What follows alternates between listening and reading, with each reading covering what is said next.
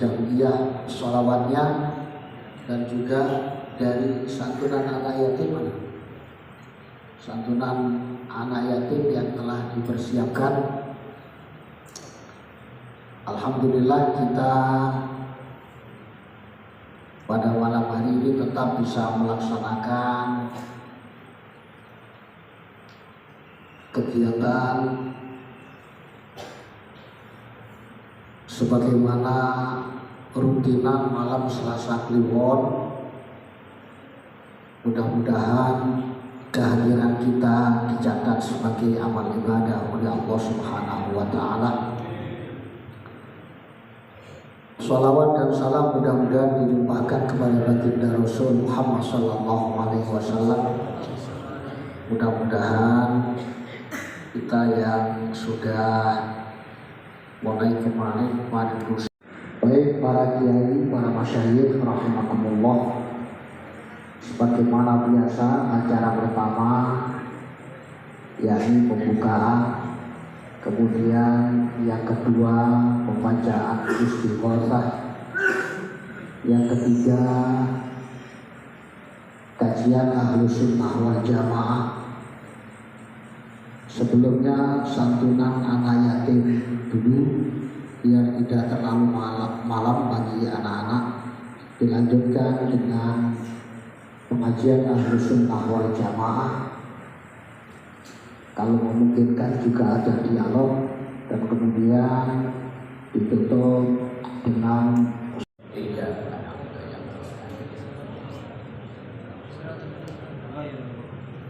Al-Fatihah ruhil marhum Aziz Nahdlatul Ulama Kiai Haji Muhammad Hasyim Al-Asy'ari wa man tabi'ahu. Al-Fatihah. A'udzu billahi minasyaitonir rajim. Bismillahirrahmanirrahim. Alhamdulillahi rabbil alamin. Ar-Rahmanir Rahim. Maliki yaumiddin. Iyyaka na'budu wa iyyaka nasta'in. Ihdinas siratal mustaqim. Siratal ladzina an'amta 'alaihim ghairil maghdubi 'alaihim waladdallin. Lahu kana ghaffara wastaghfirullah wa atubu ilayhi astaghfirullah wa atubu ilayhi tubu ilayhi astaghfirullah wa atubu ilayhi astaghfirullah wa atubu ilayhi astaghfirullah wa atubu ilayhi astaghfirullah wa atubu ilayhi wa atubu ilayhi astaghfirullah wa atubu ilayhi astaghfirullah wa atubu ilayhi astaghfirullah wa atubu ilayhi astaghfirullah la ilaha illa huwa ar-rahmanur rahim al-hayyul qayyum alladzi la yamutu wa atubu ilayhi rabbi ighfirli astaghfirullah la ilaha illa huwa ar-rahmanur rahim al-hayyul qayyum alladzi la yamutu wa atubu ilayhi rabbi ighfirli astaghfirullah la ilaha illa huwa ar-rahmanur rahim al-hayyul qayyum alladzi la yamutu wa atubu ilayhi rabbi ighfirli astaghfirullah la ilaha illa huwa ar-rahmanur rahim al-hayyul qayyum alladzi la yamutu wa atubu ilayhi rabbi ighfirli astaghfirullah la ilaha illa huwa ar-rahmanur rahim al-hayyul qayyum.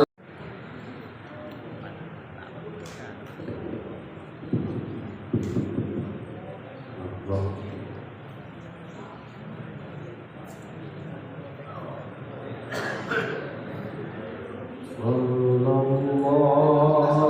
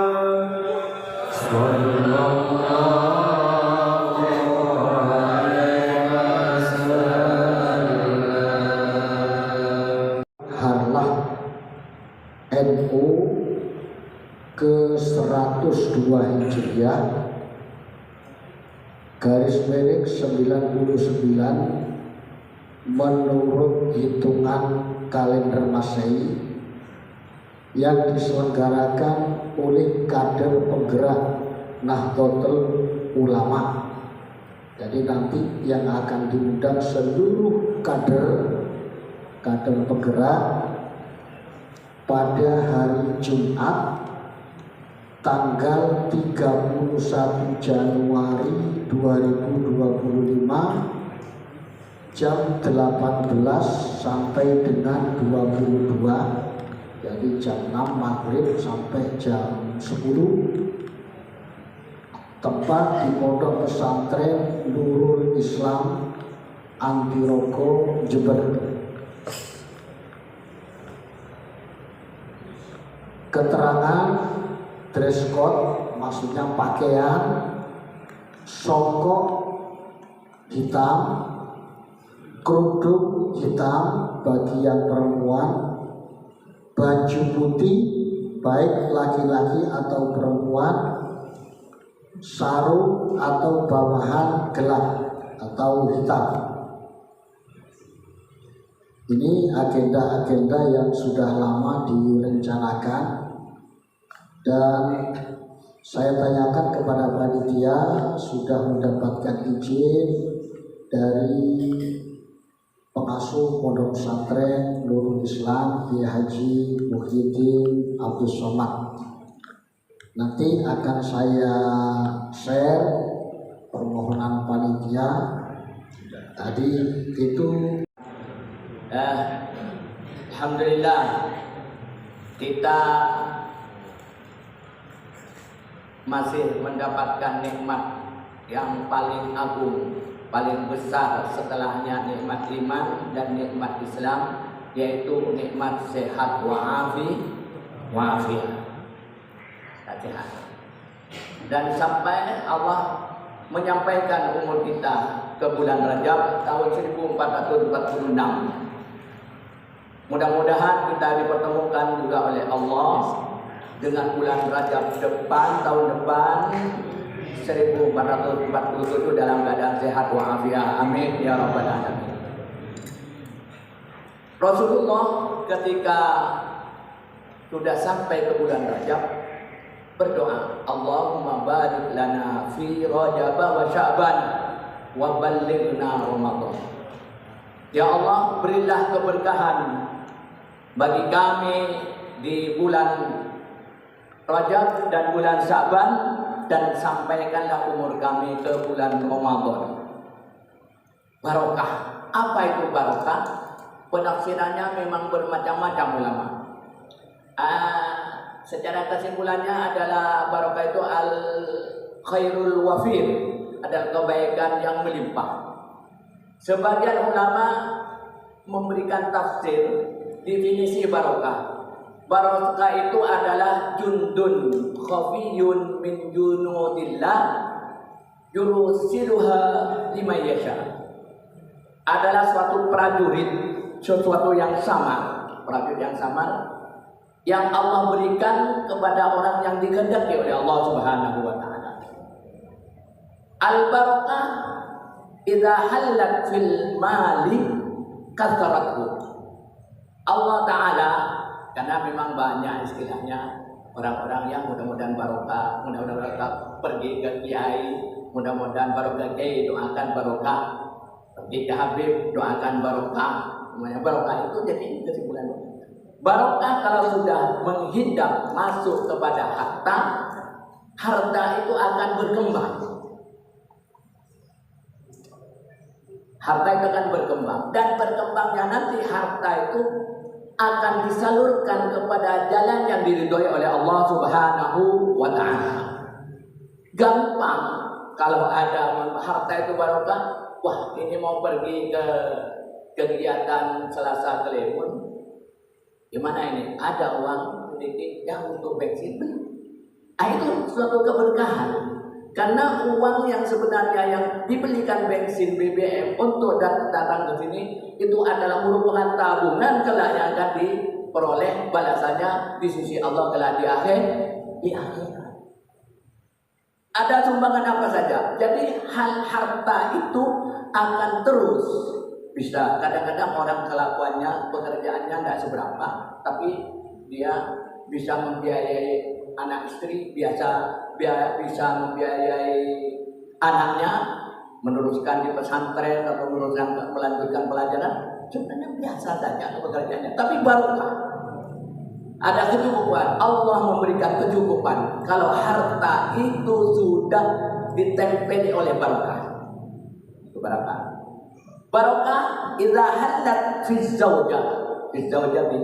Barokah kalau sudah nempel ke istri, ini akan bertambah.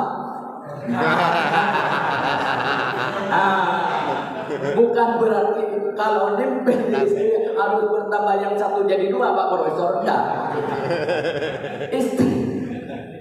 Istri itu nantinya akan banyak berbuat mendukung kepada perjuangan suaminya, kegiatan-kegiatan suaminya, mendukung sangat.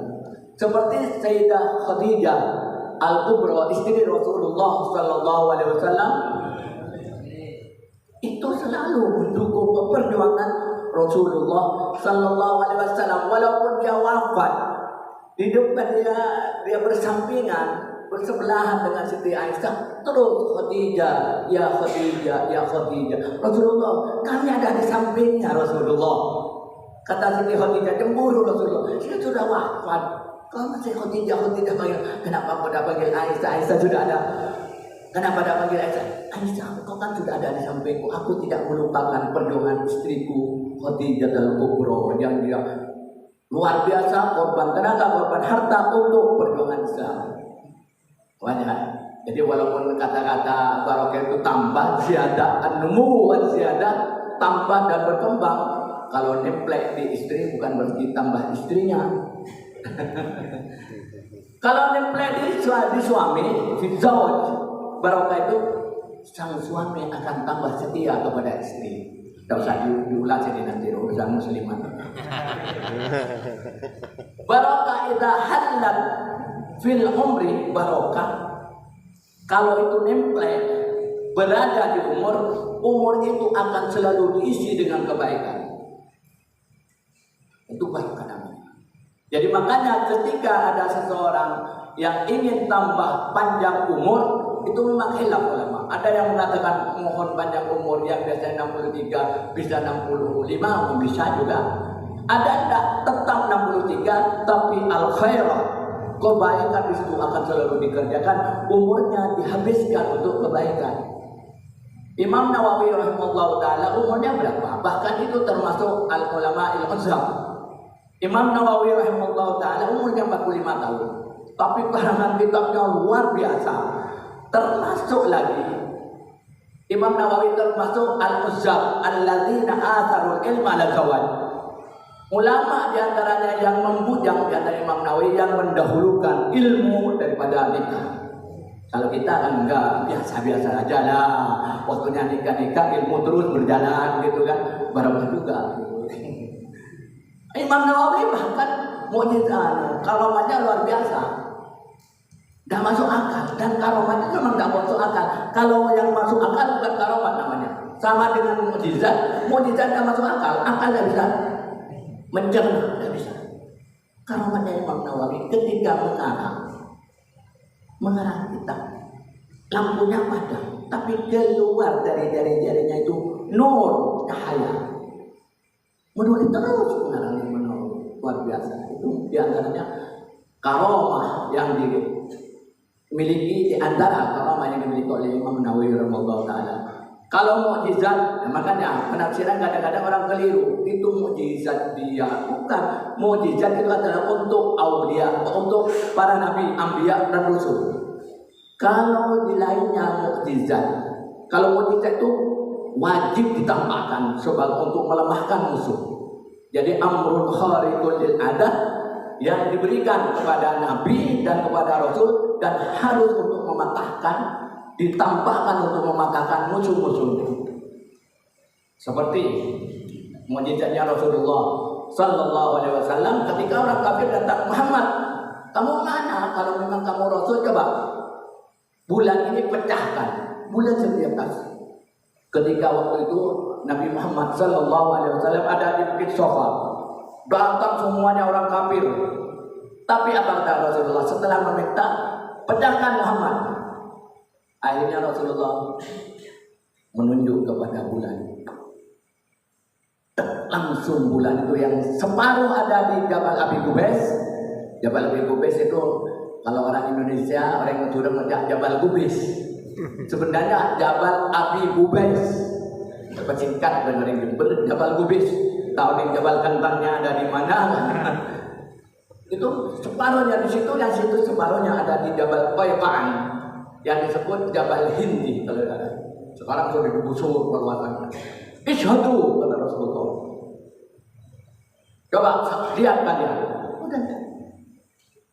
Setelah itu Muhammad kembalikan lagi dengan Rasulullah. Tunjuk merapat lagi jadi bulan. Itulah dia ditampakkan. Kalau wali adalah karamat, yang dimiliki oleh wali adalah karamat. Karamat tidak perlu ditampakkan. Enggak. Kalau wali akal ini yang dimiliki oleh orang-orang yang dekat kepada Allah. Tapi keistimewaan amrun khaliqun lil fasik, orang keistimewaan yang dimiliki orang yang fasik, yang tidak patuh pada Allah, yang kelakuannya tarikus shalah ini macam-macamnya, itu juga ada kebiasaan. Itu namanya istidrajat. Kalau itu.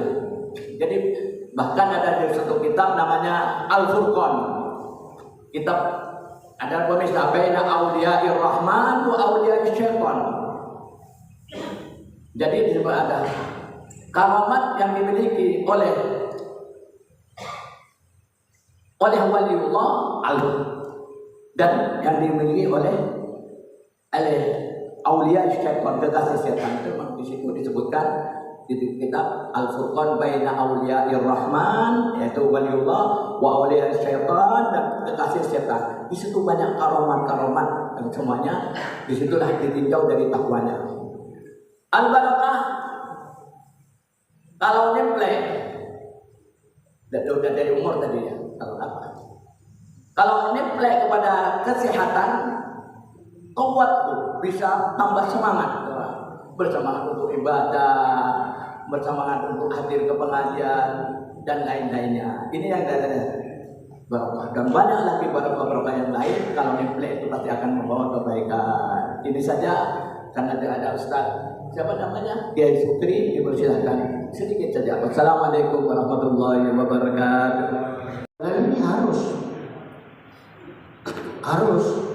Kalau dulu orang dulu di musola di MI Aqidatul Awam saya kira hafal. Siapa nama-nama para nabi dan rasul gampang kalau aja. Tapi kalau gak tahu tidak bisa.